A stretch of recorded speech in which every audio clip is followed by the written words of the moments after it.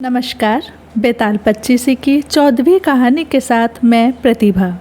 कहानी का शीर्षक है चोर जोर जोर से क्यों हंसा और फिर क्यों रोया। इस कहानी में राजा विक्रमादित्य अपने तीव्र मेधा से चोर के हंसने और रोने का कारण स्पष्ट करता है। हरिस्वामी की कहानी के अंत में बेताल फिर उड़ गया। विक्रमादित्य बेताल को लेने के लिए पुनः उस वृक्ष के पास पहुंचा। पहले की ही भांति उसने बेताल को वृक्ष से नीचे उतारा और उसे कंधे पर डालकर खामोशी से उस योगी के पास चल पड़ा। रास्ते में फिर बेताल ने मौन भंग करते हुए कहा, राजन, तुम थक गए हो, इसलिए तुम्हारे मार्ग की थकान दूर करने के लिए तुम्हें इस बार एक विचित्र कथा सुनाता हूँ। आर्यावर्त में अयोध्या नाम की एक नगरी है। कभी वह नगरी राक्षस कुल का नाश करने वाले प्रभु श्री रामचंद्र के रूप में अवतरित भगवान विष्णु की राजधानी थी। वहाँ वीरकेतु नाम का एक महाबाहु राजा हुआ करता था, जो उसी प्रकार उस नगर की रक्षा करता था जैसे नगरी की रक्षा उसकी चार दीवारियाँ करती हैं। उस राजा के राज्य की एक नगरी में रत्नदत्त नाम का धनी वणिक रहता था। वह वणिक समूचे वणिक समाज का नायक था। दमयंती नाम की उसकी पत्नी से उसके यहाँ रत्नावती नाम की एक कन्या उत्पन्न हुई, जो देवताओं की आराधना से प्राप्त हुई थी। वह मनस्वी कन्या अपने पिता के घर में रूप, लावण्य, विनय आदि सहज गुणों के साथ बढ़ने लगी।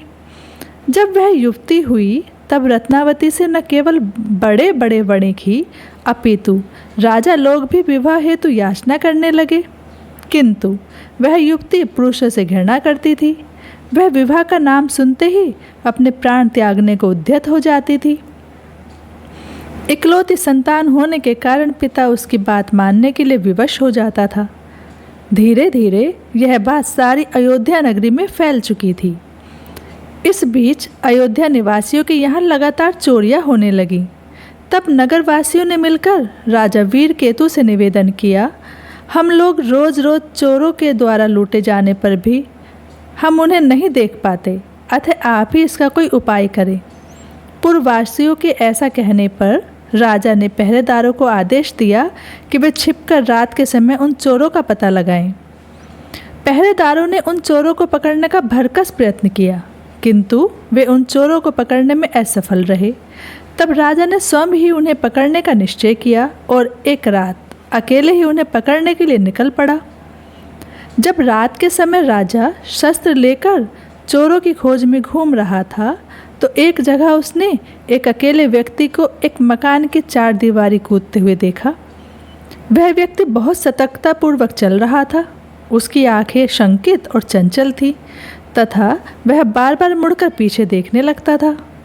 राजा को संदेह हुआ कि अवश्य ही यह वह चोर है जो नगर में चोरियां क्या करता है। ऐसा सोचकर वह चोर के निकट पहुंचा।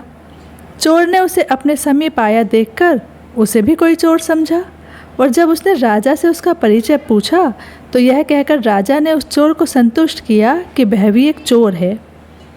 तब उस चोर ने कहा, तब तो तुम मेरे ही हम पेशा हुए, और कहावत भी है कि चोर चोर मोसेरे भाई। अतः मित्र, तुम मेरे साथ मेरे घर चलो, मैं वहाँ तुम्हारा उचित स्वागत सत्कार करूँगा। उसकी बात सुनकर मानकर राजा उसके घर चले गए, जो एक वन में खोदी हुई भूमि के नीचे तहखाने के रूप में था। उस विशाल घर में सुख सुविधाओं के समस्त साधन मौजूद थे। वहाँ तेज रोशनी वाले दीपों की रोशनी हो रही थी। राजा जब एक आसन पर बैठ गया तब चोर घर के एक भीतरी हिस्से में चला गया। कुछ ही समय पश्चात एक दासी वहाँ पहुँची और फुसफुसाते स्वर में राजा से बोली, हे महाभाग, आप यहाँ मृत्यु के मुंह में क्यों चले आए? यह पापी तो एक कुख्यात चोर है। जब यह बाहर निकलेगा तो निश्चय ही आपके साथ विश्वासघात करेगा। आपके लिए यही अच्छा रहेगा कि आप तुरंत यहाँ से निकल जाएं। चोर का ठाट बाट देखकर बहुत कुछ अनुमान लगा चुका था, अतः उसने दासी के कथनानुसार उस समय वहाँ से पलायन करना ही उचित समझा और वह चुपचाप वहाँ से निकलकर अपने महल लौट आया। महल में पहुंचकर उसने तुरंत अपनी सेना की एक बड़ी सी टुकड़ी को तैयार किया और सैनिकों को ले जाकर उस चोर के आवास को चारों ओर से घेर लिया।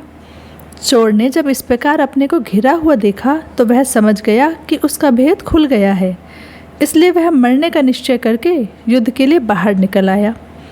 उस चोर ने राजा की सेना के साथ अकेले ही जमकर खूब लोहा लिया, पर अंत में राजा ने उसे निशस्त्र करके पकड़ ही लिया। राजा उस चोर को बांधकर उसके घर की सारी वस्तुएं और धन लेकर महल लौट आया।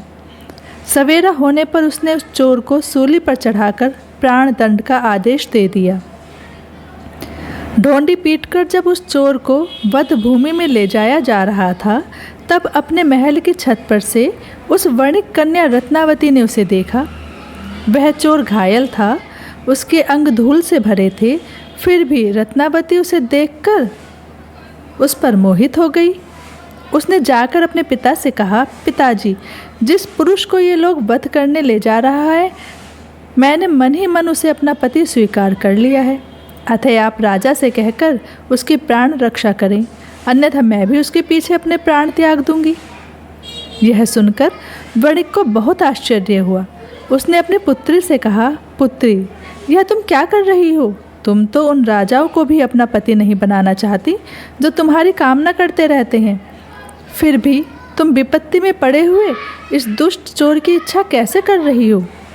वणिक ने अपनी पुत्री को बहुत समझाया कि वह उस चोर को पति रूप में पाने की हट छोड़ दे, किंतु रत्नावती टस से मस न हुई और वह बार बार अपने प्राण त्यागने की धमकी देती रही।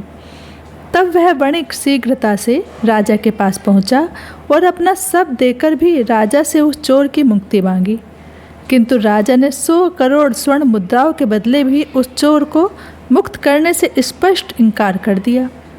वणिक असफल होकर घर लौटा और जब उसने राजा के इनकार के बारे में रत्नावती को बताया तो वह हठीली भी सबके समझाने बुझाने के बाद भी चोर के साथ ही मरने को तैयार हो गई।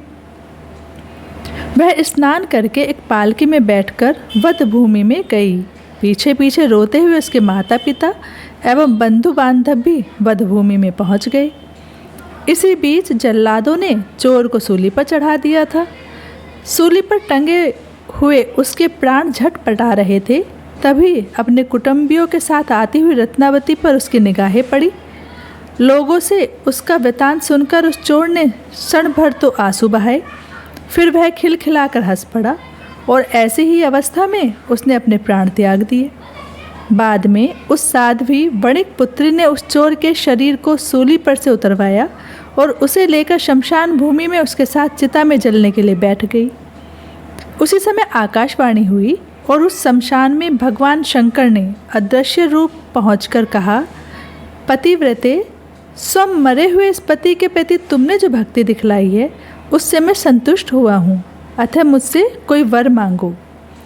यह सुनकर उस साध्वी ने कहा, हे प्रभु, यदि आप मुझ पर प्रसन्न हैं तो मेरे पति जीवित हो जाएं और धर्म कर्म में इनकी मति स्थिर रहे।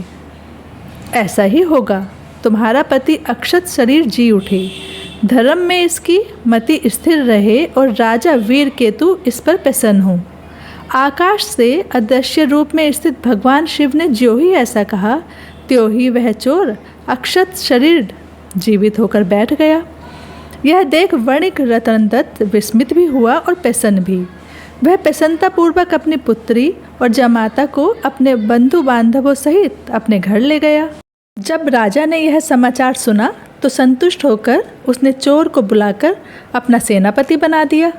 उस अद्वितीय वीर चोर ने भी चोरी की वृत्ति छोड़ दी और उस वणिक पुत्री से विवाह करके राजा के अनुकूल रहकर सन्मार्ग अपना लिया।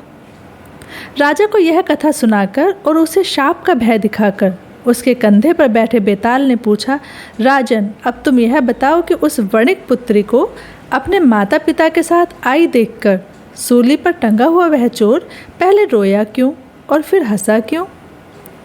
राजा ने उत्तर में कहा, बेताल, वह चोर रोया तो इस दुख से था कि यह राजा जो मेरा अकारण बंधु बन गया था उसका मैं कोई भला न कर सका, और हंसा इस विस्मय से कि पति रूप में राजाओं का भी तिरस्कार करने वाली यह कन्या ऐसी स्थिति में पड़े हुए मेरे प्रति कैसे अनुरक्त हो गई। सच है, स्त्री का चित्त बड़ा विचित्र होता है। राजा से अपने प्रश्न का सटीक उत्तर पाकर वह मायावी बेताल अपनी शक्ति के द्वारा राजा के कंधे से उतरकर पुनः वृक्ष की ओर उड़ गया। राजा भी पहले की ही तरह उसके पीछे पीछे चल पड़ा। कल रात 8 बजे मिलते हैं विक्रम बेताल की अगली कहानी के साथ। चैनल को सब्सक्राइब जरूर करें जिससे कि सभी कहानियाँ आप तक पहुँच सकें। धन्यवाद।